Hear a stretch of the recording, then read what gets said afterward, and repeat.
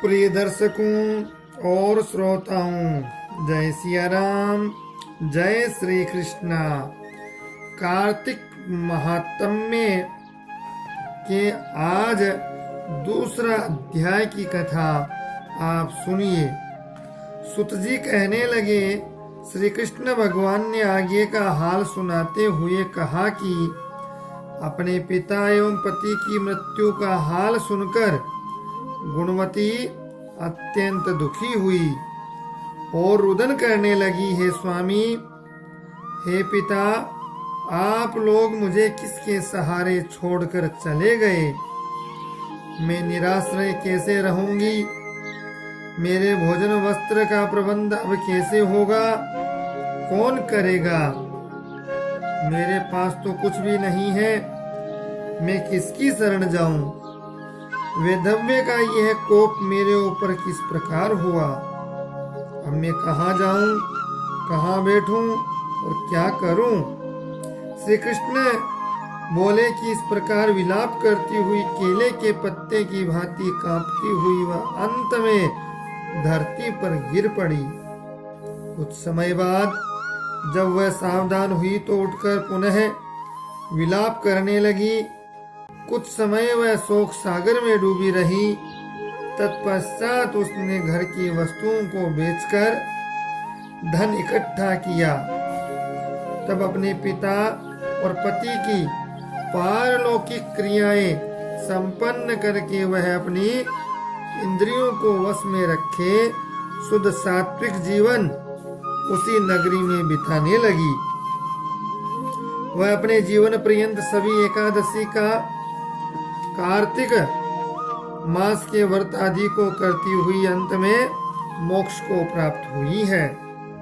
हे प्रिय, कार्तिक मास का व्रत तथा एकादशी के सभी व्रत मुझे अत्यंत प्रिय हैं। कार्तिक मास में तुला राशि पर सूर्य के निकलने पर प्रातः काल का स्नान बड़ा महत्व रखता है। यह मुक्ति का दाता है। कार्तिक मास में स्नान आदि धार्मिक कार्यों से पुत्रादि संपत्ति प्राप्त होती है। विष्णु भगवान के मंदिर की सफाई धुलाई, सातियां काटना, विष्णु भगवान की सेवा पूजा कथा कीर्तन करना सुख संपत्ति तथा ऐश्वर्य प्रदान करता है। यदि मन से कोई व्यक्ति कम से कम 3 दिन भी प्रतिवर्ष इन पुण्य कार्यों को करता हुआ व्रत रखे तो उसे जीवन में सुख शांति मिलती है। गुणवती हर वर्ष कार्तिक मास का व्रत व विष्णु भगवान का नित्य पूजन करती रहती थी। एक समय वृद्धावस्था होने पर दुर्बल होते हुए भी, ज्वर से बुखार से पीड़ित रहने पर भी वह कार्तिक में गंगा स्नान को गई। वह ज्यों ही पानी में उतरी तो अत्यंत शीत से ठंड से ठिठुरने लगी। वह थर थर कांपती हुई जल में गिर गई। उसी समय गुणवती ने आकाश से विमान उतरता हुआ देखा, जिस पर गरुड़ की ध्वजा लगी हुई थी। उस विमान में बैठकर वह मेरे समक्ष आई। जब कंस आदि असुरों के संहार के लिए ब्रह्मादिक देवताओं की स्तुति करने पर मैंने इस लोक में अवतरण किया तो मेरे साथ तुम भी आई। यथा समय मेरे गणों ने भी यहाँ दानवों के रूप में जन्म लिया। हे प्रिय, इस जन्म में देव शर्मा तुम्हारे पिता सत्राजित हैं तथा तुम्हारा वह पति इस जन्म में अक्रूर जी है। हे सुमे, तुम वही गुणवती हो जो जितेंद्रिय रहकर कार्तिक स्नान व्रत के उचित पालन से मुझको प्राप्त करती हो। तुमने जो कभी मेरे मंदिर में तुलसी का एक पौधा लगाया था, वही पौधा अब कल्प वृक्ष के रूप में है।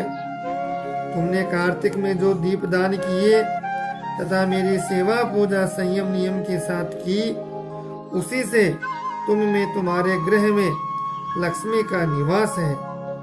तुमने संपूर्ण व्रत आदि पति स्वरूप भगवान के अर्पण किए, उसी फल की प्राप्ति से तुम मेरी भार्या बन सकी हो। इन्हीं के कारण तुम्हें किसी भी कारण मेरा वियोग नहीं मिलेगा। हे प्रिय, यज्ञ दान तपादि करने वाले मनुष्यों को तो कार्तिक मास व्रत स्नान से प्राप्त होने वाले फल का 16वां भाग भी प्राप्त नहीं होता।